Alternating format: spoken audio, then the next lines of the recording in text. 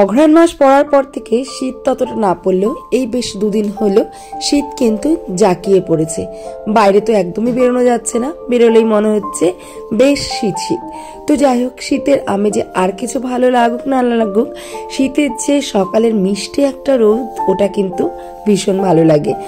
আর আমাদের গৃহিণীদের কি বা শীত, কি বা গ্রীষ্ম, কি বা বর্ষা, সারাটা বছর কিন্তু একই রিদমে একই কাজকর্ম নিয়ে আমাদের চলতে হয়। হয়তো মাঝে মাঝে রান্নাবান্নাটা ওলটপালট হলো, বা হয়তো দু একটা কাজ একটু কম থাকলো, তবে আমার যেটা মনে হয় অন্যান্য ঋতুর তুলনায় শীত এবং বর্ষা ঋতুতে কাজকর্মটা মনে হয় আরেকটু বেশি। কারণ এক্সট্রা অনেক জামা কাপড়, এক্সট্রা বিছানার পত্র, অনেক কিছুই কিন্তু এক্সট্রা হয়ে যায়।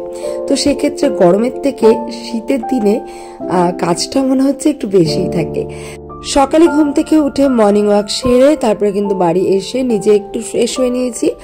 আর তারপর সকালে যে নিজে আমলকির জুসটা খাই সেটা খেয়ে এখন ছেলে আর মেয়ের জন্য ছাতুর শরবতটা করে, আর মেয়ের হচ্ছে আজকে সকাল সকাল পড়া আছে, ওই 8টার সময় পড়তে যাবে, আর কিন্তু আসবে বেলা ওই 2টো। তো কালকে রাতেই বলে রেখেছিল টিফিন করার কথা, তবে আটাটা আমি মানে রাত্রেবেলা আর মেখে রাখি না, কারণ রাত্রেবেলা যদি আটা মেখে ফ্রিজে স্টোর করা হয় সেটা বাড়িতে খেলে ঠিক আছে, তবে এক জায়গায় দিলে বা আমার তো মনে হয় দেখতে ভালো লাগে না। কারণ সঙ্গে সঙ্গে আটা মেখে রুটি করার যে একটা রুটিটার একটা সৌন্দর্য হয়, সেটা কিন্তু ফ্রিজে স্টোর করা রুটিটা কিন্তু অতটাও সুন্দর লাগে না দেখতে, আমার আর কি এটা মনে হয়। হ্যাঁ, বাড়িতে খাও তো ঠিক আছে, কিন্তু এক জায়গায় সবার সামনে নিয়ে গেলে সেই জিনিসটা আমার কিন্তু ভালো লাগে না। তো যতই কালকে রাত্রে বলে রাখুক না কেন, আমি কিন্তু সকালে আটা মেখে রুটি বানিয়েছি, আর সেই সঙ্গে কিন্তু একটু টমেটো আলু ধনে পাতা দিয়ে তরকারি রান্না করেছি, সঙ্গে কালো জিরা আর কাঁচা লঙ্কা ফোড়ন দিয়েছিলাম। তরকারিটা কিন্তু বেশ ভালো হয়েছিল। তো টিফিনটাকে রেডি করে দিলাম।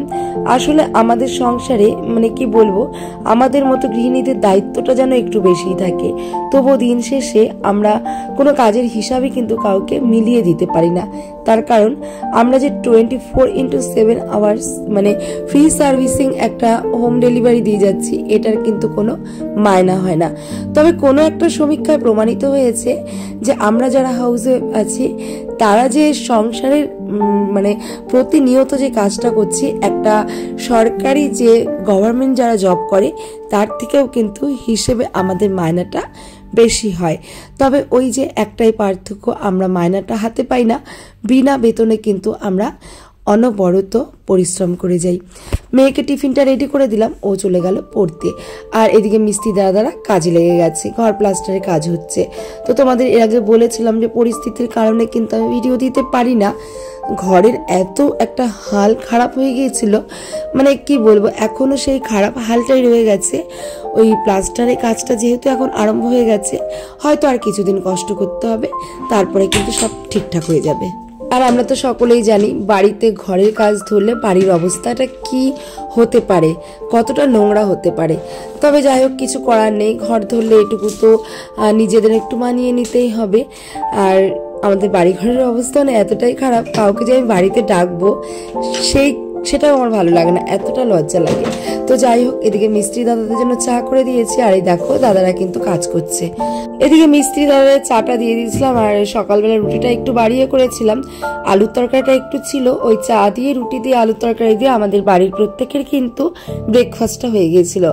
আর সঙ্গে যে অন্যের সাথে একটা ডিম সেদ্ধ দিয়েছিলাম, তোমার দাদা ভাইয়ের জন্য কিন্তু একটা ডিম সেদ্ধ করে নিয়েছিলাম, তো সেটা তোমার দাদা ভাইকে দিয়ে দিয়েছি, আর মেয়েকেও কিন্তু দিয়ে দিয়েছি। আর এদিকে আমিও সকালবেলা একটা রুটি খেয়ে নিয়েছি, শাশুড়ি মাকে রুটি দিয়ে দিয়েছি।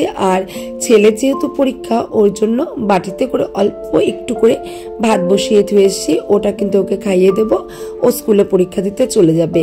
আর আমি কিন্তু রান্নাটা পরে দুপুরবেলা একবার রান্না করব, যেহেতু সকালে সবার খাওয়া দাওয়া হয়ে গেছে। আর তার জন্য কিন্তু সকালের ঝামেলাটা আর আমি রাখিনি, কারণ ভাত পড়লে ওই ভাতটা সে ঠান্ডা করে সবাই খাবে।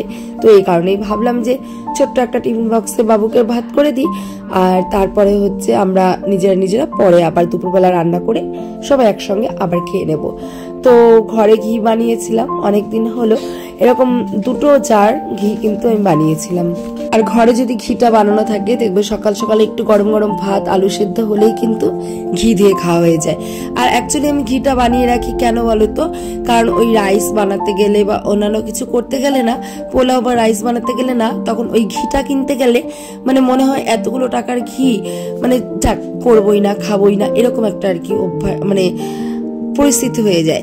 তো এই কারণে যদি ঘিটা একটু বানিয়ে রাখা যায় আর বাড়িতে যদি ঘিটা মজুদ থাকে তাহলে দেখবে এক্সট্রা অনেক অনেক খাবার কিন্তু অনায়াসে যখন তখন তৈরি করে খাওয়া যায়।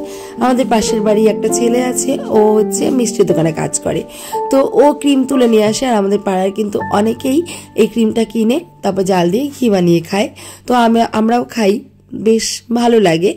অনেক সময় দোকানের ঘি হয় না ওই ভেজাল, তাতেই কিন্তু বাড়িতে এই ক্রিম দিয়ে ঘি বানিয়ে খেলে অনেকটাই টেস্টিও হয় আর খেতেও কিন্তু বেশ ভালো লাগে, আর আমাদেরও বেশ রান্নাবান্না অনেকটা সুবিধা হয়ে যায়। সকালে সমস্ত সবার খাওয়া দাওয়া কমপ্লিট হয়ে গেছে।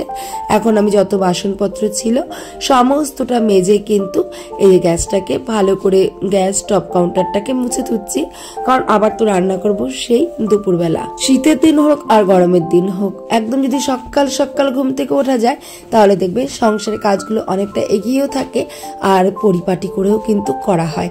তো এই কারণে না আমি একটু কষ্ট হলেও ওই শীতের দিন বলো আর গরমের দিন বলো প্রত্যেক দিন চেষ্টা করি একটু আর্লি ওঠার, মানে একটু একটু ভোর ভোর যদি ওঠা হয়। আর তুমি দেখবে ভোরে ওঠার শরীরের পক্ষেও যতটা ভালো, সংসারের পক্ষেও কিন্তু ঠিক ততটা ভালো। আর তার সঙ্গে তো বোনাস পয়েন্ট আছেই যে নিজেদের কাজগুলো অনেক তাড়াতাড়ি অনেক সুন্দর করে গুছিয়ে নেওয়া যায়। মোটামুটি সকালে সমস্ত কাজকর্ম কিন্তু আমার কমপ্লিট হয়ে গিয়েছে। আর ওদিকে না সকালে অনেকগুলো জামা কাপড় আমি কিন্তু ভিজিয়ে থুয়েছিলাম। আর এই যে এখন দেখো পাশের বাড়ি একটা দিদি আছে, তো ওদের বাড়ির ছাদেই কিন্তু জামা কাপড়গুলো মেলতে চলে এসেছি। যেহেতু আমাদের বাড়িতে কাজকর্ম হচ্ছে আর ওই দোতলার ঘরের কিন্তু সিঁড়িঘরটা এখনো করা হয়নি। ওই সামনের বছর ভাবছি করব, এবছর আর হবে না, পরিস্থিতি আর সাথ দিচ্ছে না, তো এবছর আর হবে না, আবার সামনের বছর কিন্তু করা হবে। তো দিদিদের বাড়িতে ছাদে কিন্তু মেলে দিলাম। আর দিদিদের ছাদ থেকে দেখো আমাদের বাড়িটা কিন্তু পুরো দেখা যায়। আর ওই যে দেখতে পাচ্ছ মিস্ত্রি দাদারা কিন্তু প্লাস্টারের কাজ আরম্ভ করে দিয়েছে। তো মিস্ত্রি দাদা তো বললো যে 7 দিনের মধ্যেই নাকি আমাদের পুরো কমপ্লিট হয়ে যাবে। তবে যাই হোক, প্লাস্টারটা হয়ে গেলে যেহেতু এখন আর কোনো কাজ করব না, আবার ধীরে সুস্থে পরে কখনো করব। আর প্লাস্টারটা হয়ে গেলে একটু হাঁপ ছেড়ে বাঁচি, তার কারণ প্রায় 2 মাস মতো হতে চললো আমাদের এই ঘরের কাজ ধরা হয়েছে। আর 2 মাস ধরেই কিন্তু আমরা অগোছলো অবস্থায় এরকমই আছি। তো যাই হোক, রান্নাবান্নাটা অফ ক্যামেরাতেই করেছিলাম রুই মাছের ঝোল, ফুলকপি আলু, মানে শীতের যত শীতকালীন সবজি দিয়ে রুই মাছের ঝোল করেছিলাম আর বেগুন ভাজা করে গরম গরম খেয়ে কিন্তু সবাই একটু ঘুমিয়ে পড়েছিলাম। আর এরই মধ্যে অন্বেষাও পড়তে চলে গেছিল বিকেলে, আর যাওয়ার আগে বলে গিয়েছিল মাম্মাম একটুখানি বিকেলে টিফিন বানিও। তো কি বানাবো ভাবতে ভাবতে দেখি সবজির ঝুড়ির দিকে তাকিয়ে দেখি বেশ গাজর, ফুলকপি সব কিছুই আছে।